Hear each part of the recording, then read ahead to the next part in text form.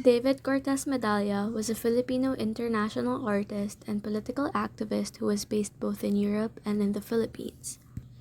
He dubbed himself as a Hylozoist, a Buddhist, a Marxist, a synoptic realist, a transcendental hedonist, and a poet who celebrates physics.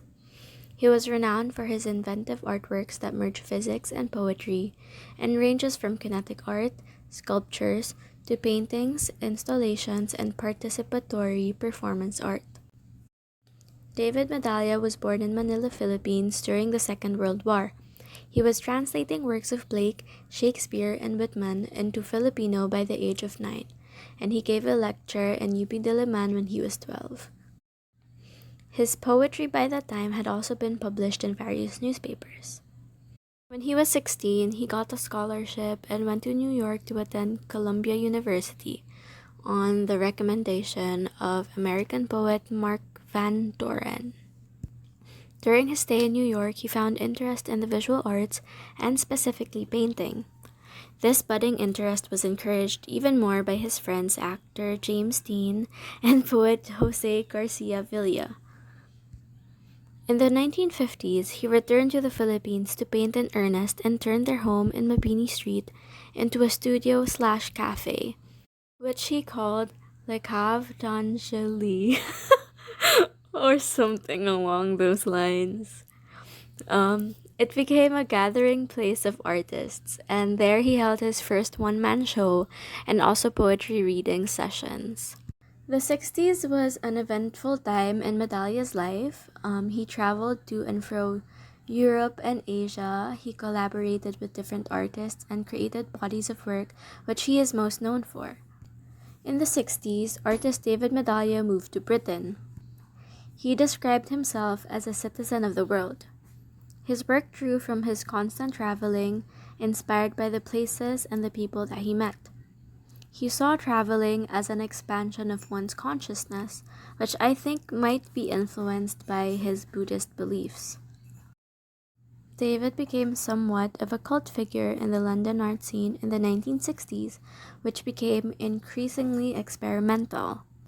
During this time, in 1964, he co-founded what people have called the Hub for International Avant-Garde, which is the Radical Signals Gallery.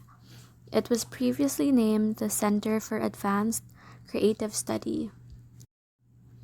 It was a space dedicated to experiments in art and science together with other artists. The artist-run space exhibited kinetic art from Southeast Asia and Latin America and also published the Signals News Bulletin from 1964 to 1966. It was edited by David Medalla. As the editor of the Signals News Bulletin, he filled the magazine with political discussions, critical essays, poems, and artworks, including written works by huge literary names like Jorge Luis Borges, in Beatniks, William Burroughs, and Allen Ginsberg. Today, it is recognized by the Arts Council of England as an important record of the avant-garde movement of that time. He also had other collaborations, like in 1967, he initiated the Exploding Galaxy, which was an international association of multimedia artists. He was also the chairman of the Artists for Democracy, which was an organization committed to liberation movements around the world. In 1994, he founded the Monrian Fan Club in New York with his partner, artist-curator Adam Nankervis. David was also active in Philippine politics. In 1969, he, together with artists Mars Calang and Jun Lansang, protested during the inauguration of Imelda Marcos's Vanity Project, the Cultural Center of the Philippines, which, by the way, was attended by Ronald Reagan and his wife. Despite being invited to the event, they protested against the political ideologies that drove the construction of the CCP. The artists mentioned hung decorated cartolina signages with Medalla saying a phrase, down with the Philistines. Medalla also included his dislike for the Marcoses in his art, such as his text-based political works from the 1970s, in which he condemns the politics of Ferdinand Marcos. One of his untitled and undated work, undated works on cardboard reads, "Marcos and his handful of hoodlums will meet their doom in the hands of the Filipino people." Aside from politics influencing Medalla's art, he also draws inspiration from physics. Medalla describes his works as engaged in the action of driving or pushing forward, or propulsions, or what he describes as certain ideas that contain seeds or the nuclei of new creative actions. In Medalla's imagination, the artwork resists completion and provokes further creativity. Medalla has emphasized a momentum towards futurity. His husband Adam Nankervis describes his works as ideas that are liberated from the essence of nowness. Medalla's cosmic propulsions respond to the changing phenomena surrounding them and look out for possibilities in the past or the future. This idea becomes central in his artistic process as he prospects it: participation, production, propulsion.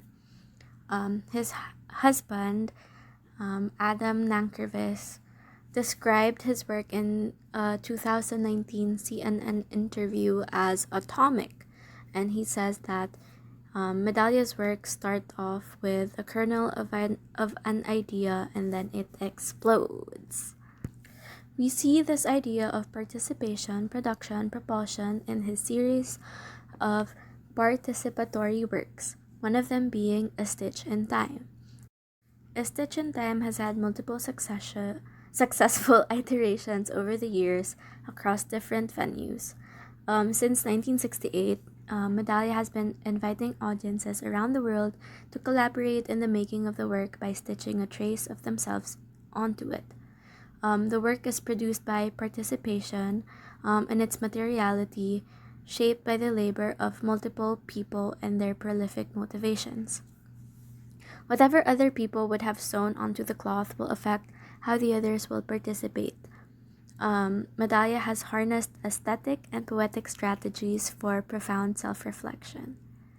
Medalla later explained during a Q&A that when you're stitching, people may be all around you, but your concentration is your own space. The moment that you're stitching, it is just you inside and no one else. Another work that I would like to discuss is Medalla's Cloud Canyons, which involves physics, I guess. When Medalla moved to London in 1960, he established himself in the blossoming avant-garde scene and made the first of his foam-producing Cloud Canyon sculptures, which is probably his most known and iconic work of art. The Cloud Canyons, which explore the relationship between man, nature, and machine, use motion and energy. It was first created in 1963, and the earlier versions of his foam sculptures were shown to artists like Man Ray, and while the later versions used perspex tubes to pump bubbles with a mix of water and detergent.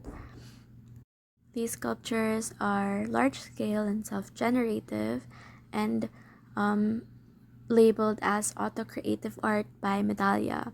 This phrase was meant to recall the autodestructive art which was produced by his colleague Gustav Metzger and others. Duchamp liked this sculpture so much that he made an artwork referencing the bubbles in Medalla's sculpture in his work Medallic Sculpture. So the machines turn off from time to time to stop the bubbles from overflowing.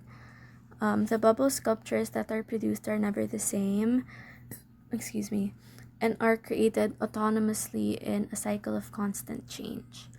So this work of Medalla redefined what sculpture is.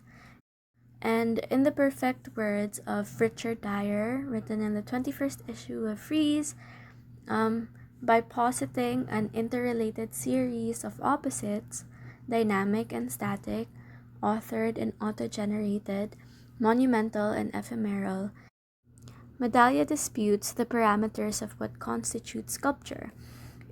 In choosing a medium which self-destructs as it is created, the stability of the work is undermined and the validity of the concepts of solidity and permanence in sculpture are brought into question.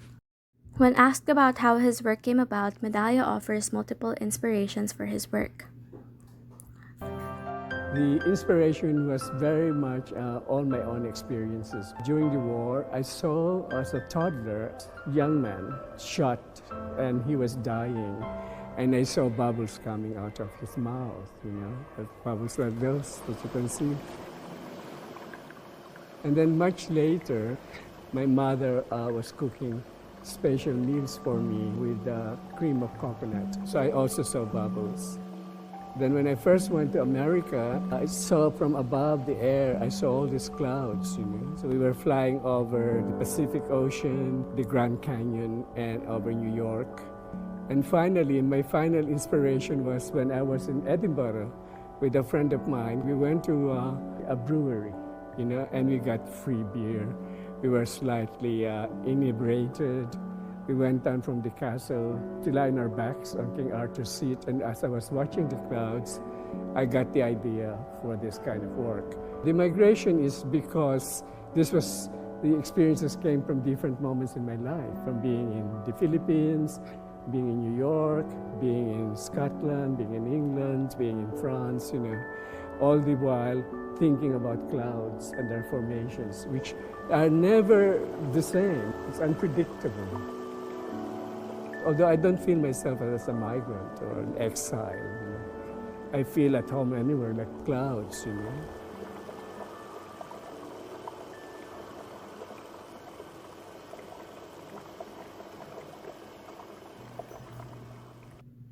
Medalla's Cloud Canyons number 31 can be seen at BDO Corporate Center Ortigas here in the Philippines.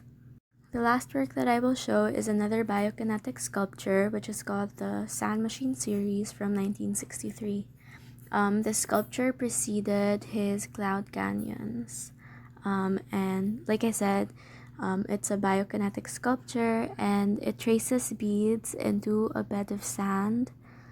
In a 2011 interview, Medalla said that it was inspired by memories of the Banawe rice terraces, where he spent 1 year studying at St. Mary's School, Sagada. For me, it looks like the beads are plowing through the sand, like how soil is plowed before sowing. Yeah. David Medalla says that his land art projects and all the rest of his cosmic propulsions were born out of the organic and his relation with the dynamics of nature. In 1998, Medalla founded the London Biennial with his husband Adam Nankervis, with whom he formed the 1990s Mondrian fan club. Guy Brett wrote in Art Forum the year that the London Biennial was founded that Medalla himself sees it as an extension of the participatory ideas that he has been pursuing for more than 40 years. Kasi this London Biennial is basically an exhibit and anyone can join as long as they pass the right artworks. In 2020, Medalla moved back to Manila shortly before his death. He was 82. So, David Cortez Medalla was a virtuoso of an artist. He was a vanguard of avant-garde movements across time and space. His life and his art exhibit a person, an artist who continually crossed not only geographical boundaries but also boundaries within politics, science, and art. So, yeah, that's it. Thank you for listening. Bye.